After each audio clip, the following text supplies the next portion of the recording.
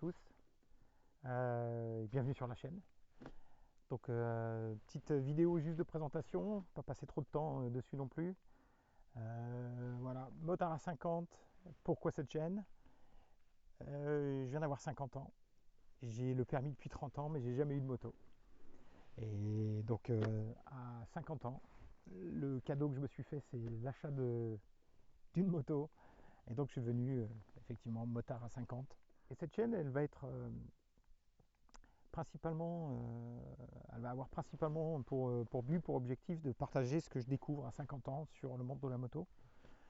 Que ce soit d'un point de vue moto en elle-même, donc celle-ci va faire partie, cette moto là, cette Zontes que j'ai achetée, va faire partie des choses dont lesquelles je parle assez régulièrement, puisque je vais découvrir cette moto en particulier, et puis le monde de la moto en général. Donc par exemple, le,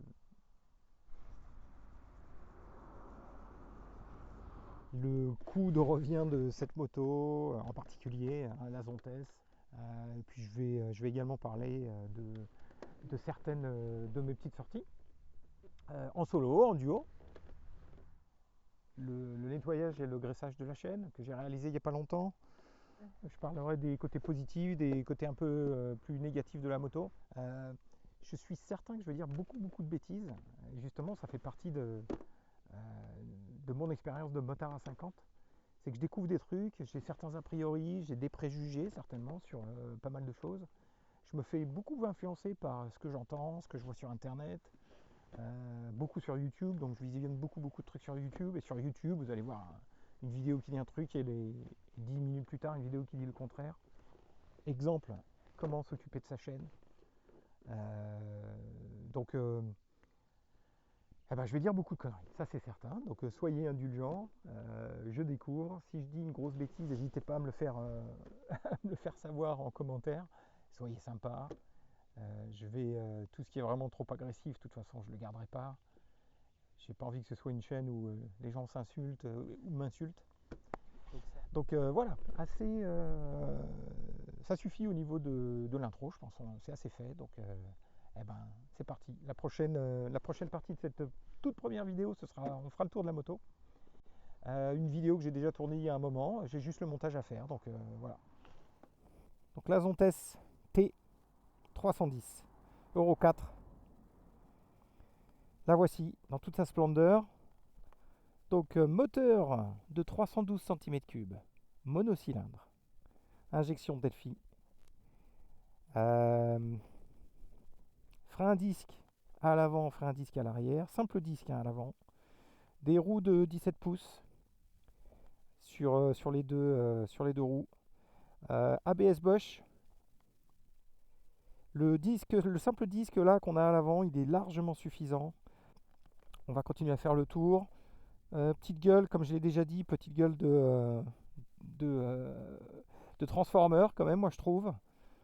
Les pneus, c'est des pneus d'origine pour l'instant, hein, donc ils fonctionnent très bien sur du sec. En tout cas, j'ai pas essayé sur du mouillé, c'est pas mon truc.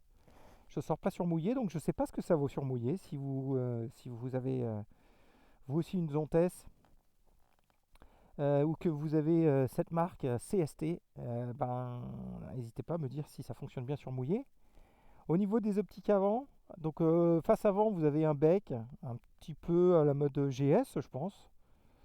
C'est pas désagréable, c'est pas non plus la partie la plus jolie de la moto. Elle a une bulle, comme vous le voyez, qui est à deux positions, automatique, électrique. Et puis des optiques, des feux tout LED. Voilà, 4 feux à l'avant, en tout cas 4 LED à l'avant, qui fonctionnent, en tout cas pour ce que j'ai vu, pas trop mal. Je ne suis pas encore sorti de nuit, donc je ne sais pas si au niveau de l'éclairage, ça fonctionne bien ou pas. Je le ferai un de ces quatre. Au niveau de ce qu'on peut remarquer sur la moto aussi, les crash bars. Donc crash bar d'origine, hein, ça vient avec la moto, c'est dans le package à 4890. Vous avez cette protection supplémentaire sur la moto. Il y a un sabot vers le bas. Alors le sabot, c'est un peu... Bon, je sais pas ce qu'il vaut, c'est du plastique, mais il est là. Je sais pas s'il protège bien, donc comme je vous l'ai dit, puis je sais pas s'il est résistant. Donc c'est pas non plus une moto avec des roues en 17 pouces qui est vraiment faite pour, à mon avis, faire du tout-terrain. Donc la nécessité d'avoir ce sabot, je ne sais pas ce que ça vaut.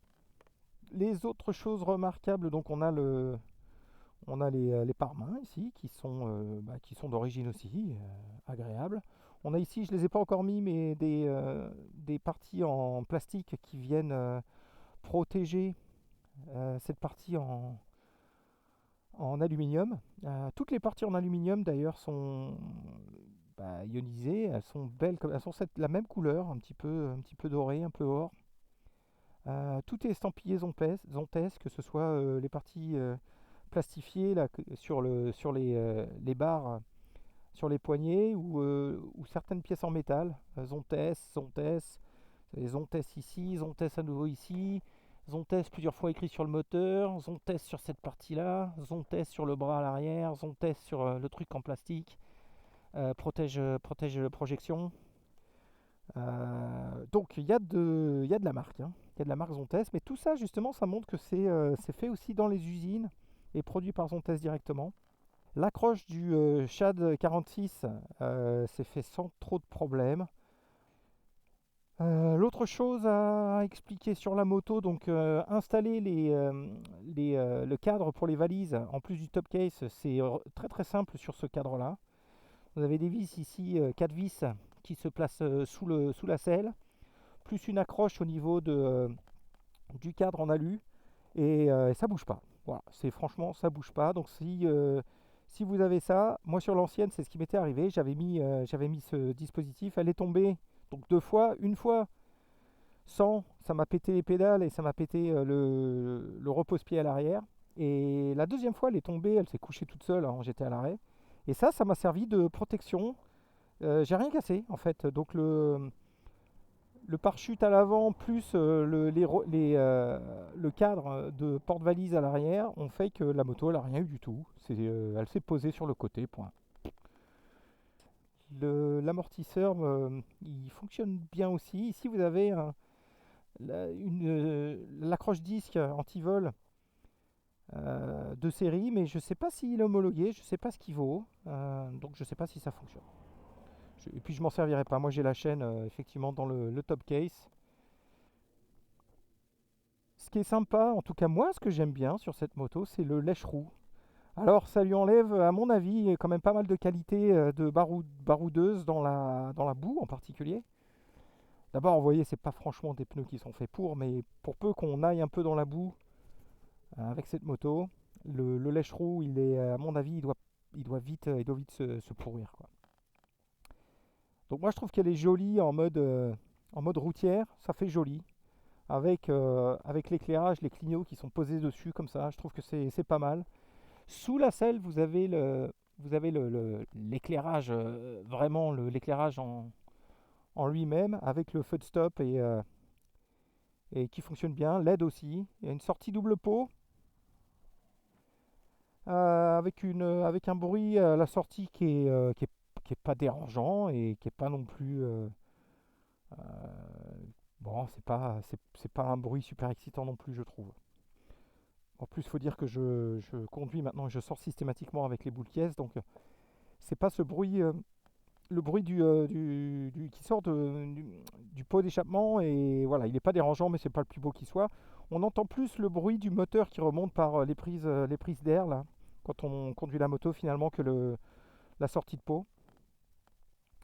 Euh, Autre chose à dire sur le pot, c'est que c'est un pot totalement froid. Donc là, vous voyez, je viens juste de m'arrêter, je mets la main dessus. Et ça fait une vingtaine de minutes que je conduis et le pot en lui-même il doit être chaud, mais en tout cas l'enrobage il est complètement froid. Euh, les repose-pieds pour quand on est en duo, dès qu'on a ce cadre-là, ça gêne un petit peu.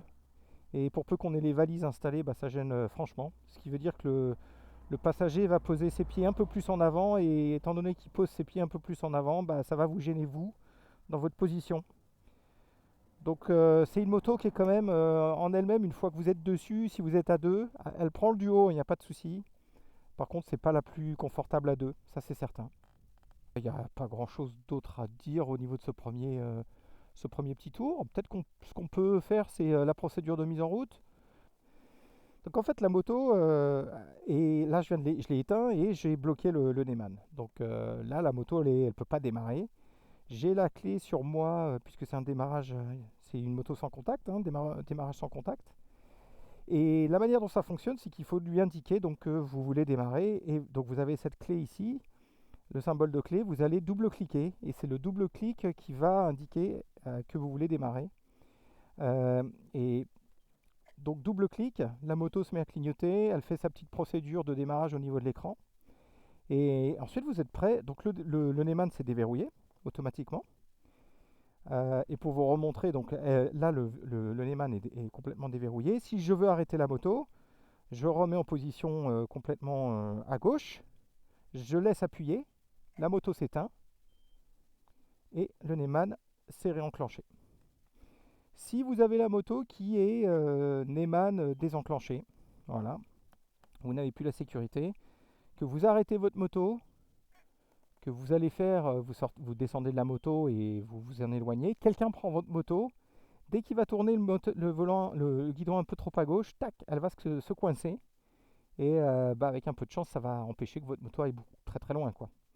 Donc ça, c'est une sécurité qui est pas mal. Par contre, c'est également un inconvénient, c'est que si vous êtes à l'arrêt, vous êtes en train de pousser votre moto pour une raison X ou Y, et vous vous souvenez, et vous n'avez pas la moto allumée, le risque que vous prenez, c'est que vous fassiez quelques pas, que sans vous en rendre compte, vous bloquiez le Neyman et puis vous tombez. Voilà, donc là maintenant la moto est prête à démarrer. Je remets le coupe-contact en position prête à démarrer. On s'assure d'être embrayé à fond et au point mort. Et là on appuie tout simplement sur le démarreur. Voilà. Donc là, si je réteins le moteur, que je me remets comme ça, que je débraye pas et que j'essaie de démarrer, il se passe rien. Et si je débraye, voilà, ça part. Voilà, que dire d'autre? Poignée réglable en profondeur. Donc moi j'ai des petites mains, donc elles sont rapprochées au maximum. Ça continue à bien fonctionner, il n'y a aucun problème. Dans la course, il n'y a pas de souci. Vous avez une clé USB là, qui se cache ici. Donc si vous avez le téléphone là, pour faire courir un petit câble, c'est tout facile. J'en ai un petit peu bavé pour installer mon porte-téléphone, mais finalement c'est juste dans la largeur du guidon. Il faut trouver les vis qui vont bien. Sinon, une fois que c'était fait, il n'y a pas eu de souci. Au niveau de la finition des fils, moi je trouve que c'est plutôt pas mal fait. On a un petit peu des couvertures de fils qui s'arrêtent peut-être un petit peu trop tôt.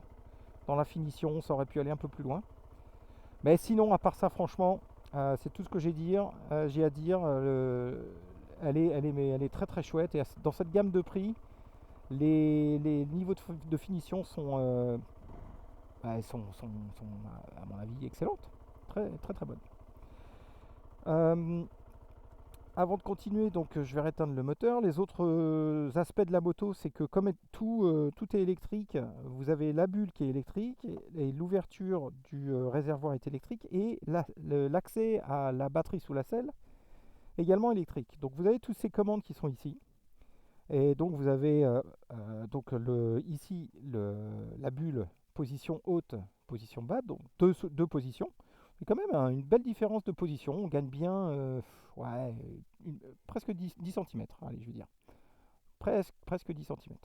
Ouais, quasiment 10 cm. L'ouverture donc de la trappe à essence, vous appuyez, ça s'ouvre, accès direct, pas de clé derrière. Et je ne vais pas ouvrir la selle, mais c'est le même principe. Vous avez là un petit bouton site qui fait popper la selle. Puis derrière, vous avez accès à la batterie. Batterie lithium-ion, un gain de poids non négligeable et la possibilité de la recharger comme un téléphone. Donc quand vous récupérez la moto, on vous donne un petit chargeur. Et si votre moto tombe à plat parce que vous en servez pas et la batterie s'est pas rechargée, vous avez une petite trappe, vous branchez votre chargeur à une prise, vous branchez votre chargeur ensuite à la batterie à travers cette petite trappe et vous rechargez votre batterie comme un téléphone. Et vous êtes prêt à repartir.